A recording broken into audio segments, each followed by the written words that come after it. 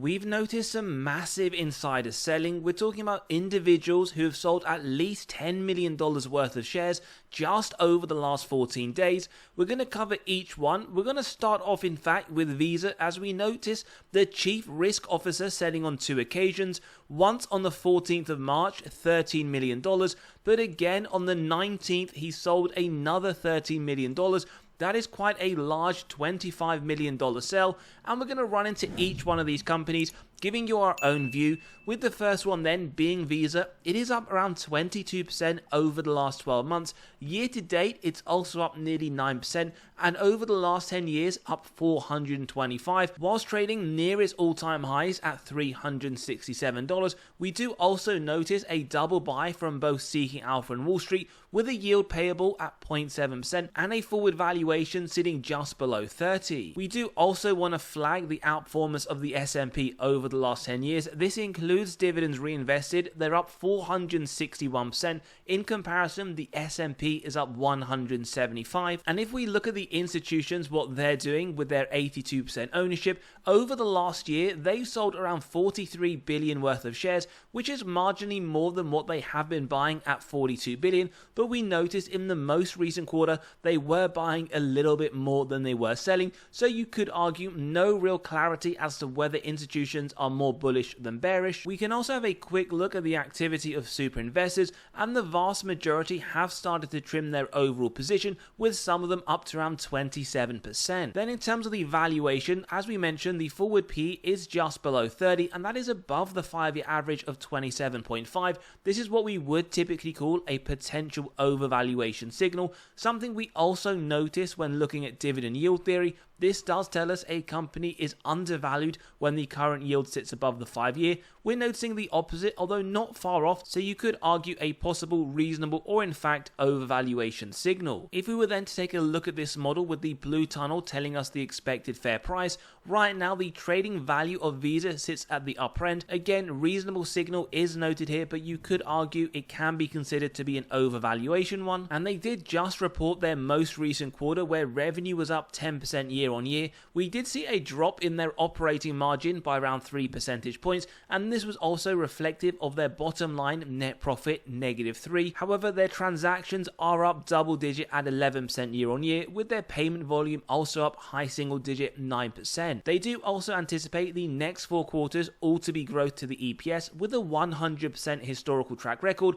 4 out of 4 beats, and as we've just highlighted, $11.30 for the earnings per share, giving them that forward valuation of 29.7. And whilst they do get an F on the valuation grade, this is largely due to the fact the sector median does sit lower at 10.6, meaning you are paying a 181% premium to the overall sector. And as we showed you, it isn't that far off their own 5-year, right now sitting at around a 5% difference. But one thing that is for certain, Visa is trading at quite a substantial premium to the overall sector, regardless of which valuation metric you want to look at today. Now, you could argue Visa, high quality company, yes indeed, it does deserve a premium, but how much of one should we be willing to pay? Something we'll show you when we get to our own valuation process, with the growth grade coming in at a B-, both year on year and expected over the next 12 months at 10%, above the sector comparison in the mid-single digit, and not that far off their own 5-year as well, around the 10% point. In terms of EPS, they expect growth of 12% over the next 3 to 5 years. That is above the sector at 10, but a little bit below their own historicals at 15.7, with their profitability coming in very strong at an A+, gross margin 98%, well above the sector at 60, not that far off their own 5-year average, and bottom line looking strong at 54%, well above the sector at 23, a little bit higher than their 5-year of 52. That does show us a bit of efficiencies on their margin, and they are also increasing the amount of cash they're generating from operations, 22 billion, above their average over the last 5 at 16.6, and well above the sector comparative at 145 million. As we said, we want to give you our own interpretation of the intrinsic price, where we get to $380 today. This is derived from the DCF model, where we have the free cash flow year on year, including 2024. Average growth has been 17%. We do want to be a bit more conservative at 10. As you can see though, we have a low, medium, and high 8, 10, 12, and these numbers are subjective. You can always grab a copy of this model by clicking on the pinned comment below, running to your own numbers, again, whether it's Visa or any others. But based on 10% and the discount rate, we get the present value of future free cash flows and terminal value, add together with the cash, subtract total debt, get to the equity value, divide by the shares outstanding, and we get to 379, indicating 10% upside.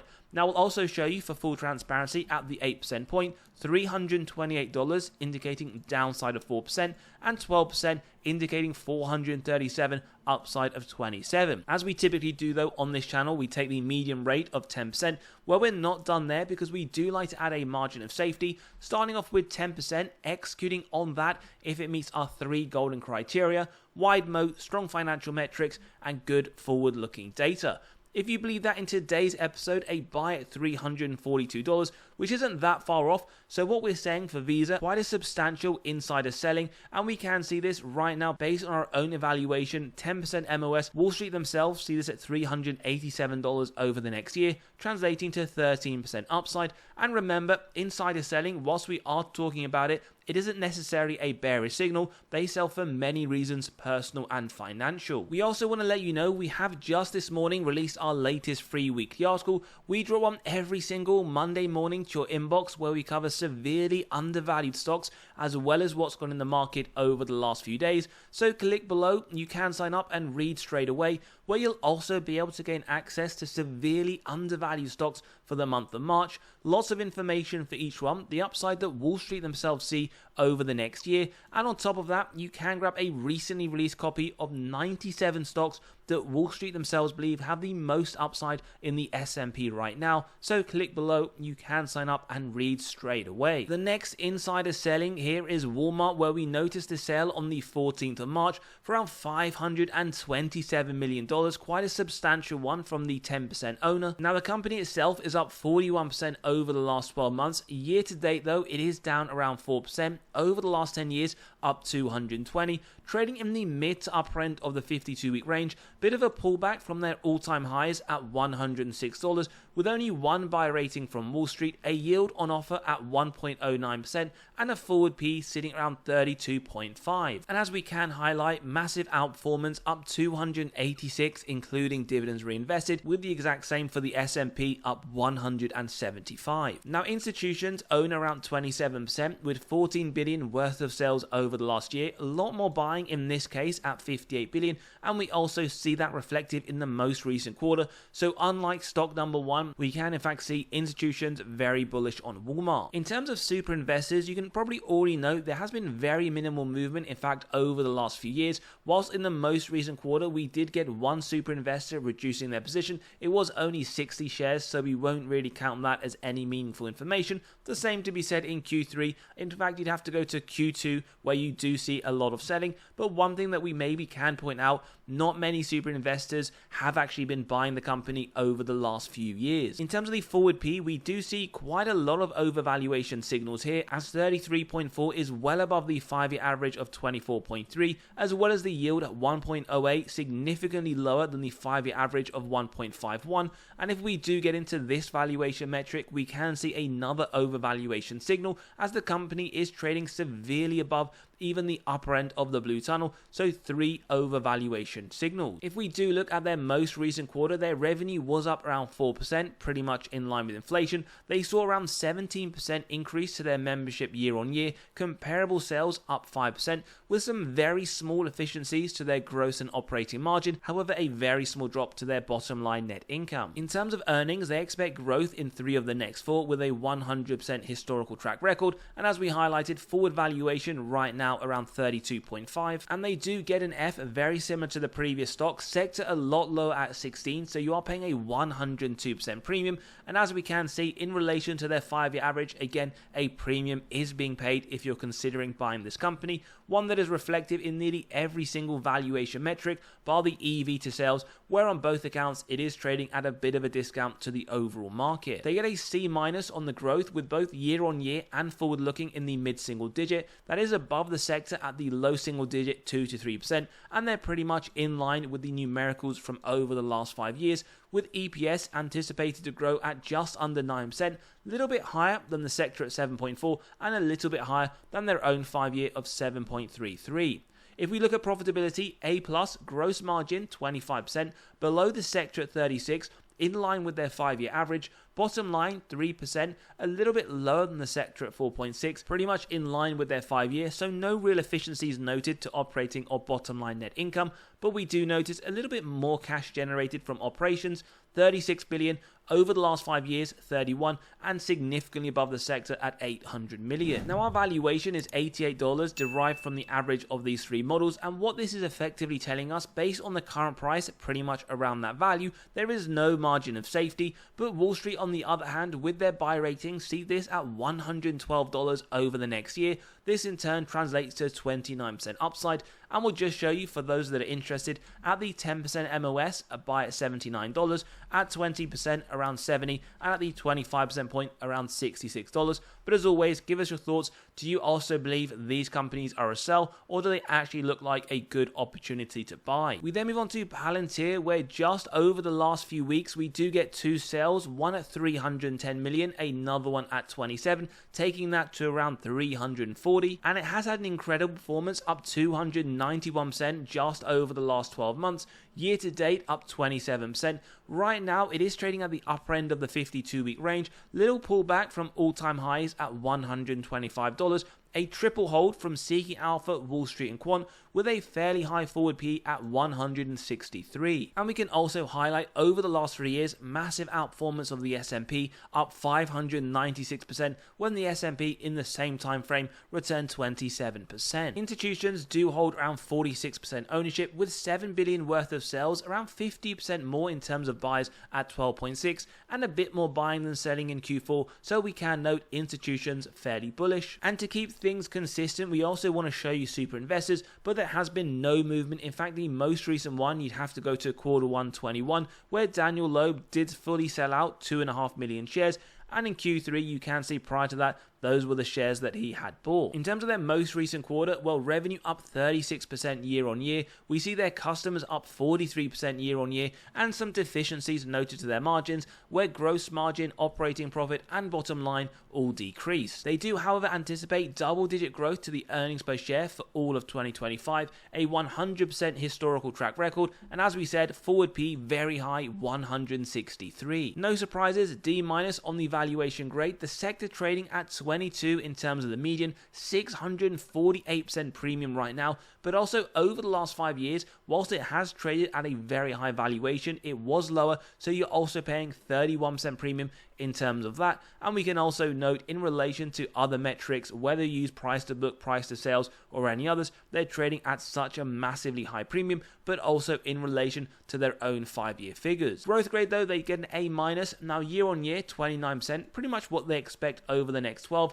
well above the sector in the mid-single digit, and pretty much in line with their own 5-year average. In terms of EPS, expected to grow at 26%, sector a lot lower at 14%. In fact, over the last 5 years, EPS growth has been a lot higher at 46%, so whilst the company's metrics may not be as strong as their historicals, they're actually also right now trading at a higher valuation. And in terms of profitability, it does come at an A, gross margin 81%, well above the sector at 50%, also above their own 5-year at 76%. Bottom line 16%, above the sector at 4%, above their 5-year where they've been losing money, negative 35%, and they've now broken through the 1 billion barrier, cash generated from operations 1.15, well above their own 5-year at 312 million, and also above the sector at 106. Now intrinsic value is $88, and we want to explain this is essentially if you believe the company can generate free cash flow growth at 35% over the longer term. Lots of people probably believe that is too high, something that I would also agree with. I think 30% might be the more appropriate rate. In fact, even that you could say is very optimistic, but what this is highlighting, unless you believe they can grow their free cash flows by at least 40%, right now based on the current value, you are just seeing downside. So we'll go the medium rate just to show you, regardless 30 or 35%, we do notice overvaluation, but you can see there is no margin of safety given the current price is $96, with Wall Street themselves seeing this at $94 over the next year. That is a small drop of around 2%. Now, if you do believe $88 to be more appropriate, as we can keep going, margin of safety, 10%, a buy at $79, at 20 around 70, and at 25 around 66. As always though, do give us your thoughts about whether you see this as a good time to sell. We then move on to Marsh & McLennan, where the president and CEO sold on the 12th of March. This netted him around $11.4 million, and the company is up 15% over the last 12 months, year to date up 10%, and over the last 10 years up 314%.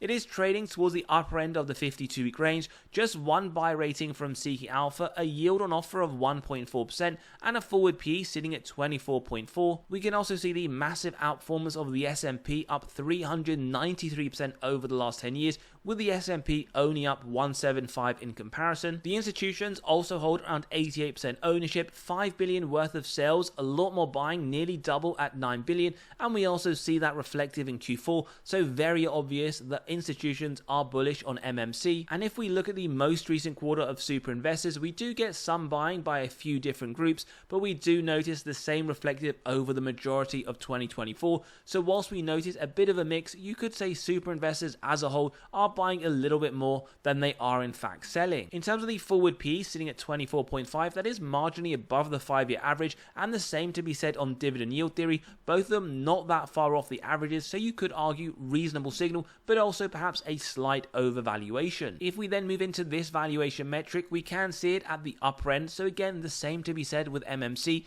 either reasonable signal or perhaps slight overvaluation. And we also notice when looking at the last few years, the company is fairly inconsistent in terms of the growth. We're not seeing this grow over the longer term at a consistent rate, so do factor this in when you are thinking about the margin of safety. But great to see over the next 4 quarters, all growth to the earnings per share, 100% track record, and a forward P around the 24 to 25 mark, but still another poor valuation grade today. As we note, the sector does trade a lot lower at 10.6. You're paying a 130% premium, but again reflective no matter what valuation metric you want to use. Then we move on to the growth grade at a C+, revenue year on year and forward looking around the 7 to 8% point, only slightly above the sector at 6 to 7%, and we also notice they're pretty much in line with their own 5-year.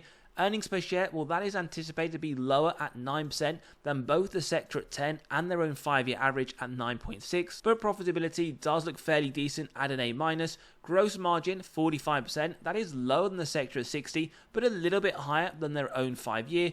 Bottom line 17%, again a little bit lower than the sector, but a little bit higher than their own 5-year, so some very marginal efficiencies noted. And their cash generated from operations, $4.3 billion, above the 5-year at 3.5, and also well above the sector at $145 million. Now our intrinsic value at $243 today, the average of these three, and don't forget you can always grab a copy of this model to run your own numbers through, or even your own companies, and we can see there is going to be a very small margin of safety, not at 10% at 218, at 5% pretty much around that at $231, with Wall Street themselves only seeing 5% upside, their price target $245. But as always, give us your thoughts about these companies. Do you also believe, like insiders, now is a good time to sell, or perhaps you don't agree, or in fact believe they are just good as a hold at the moment? Don't forget as always to sign up to the free weekly newsletter, grab those spreadsheets, come and join us on the Patreon where we do cover our weekly buys and sells, and as always, have a great day. We'll see you all on the next one.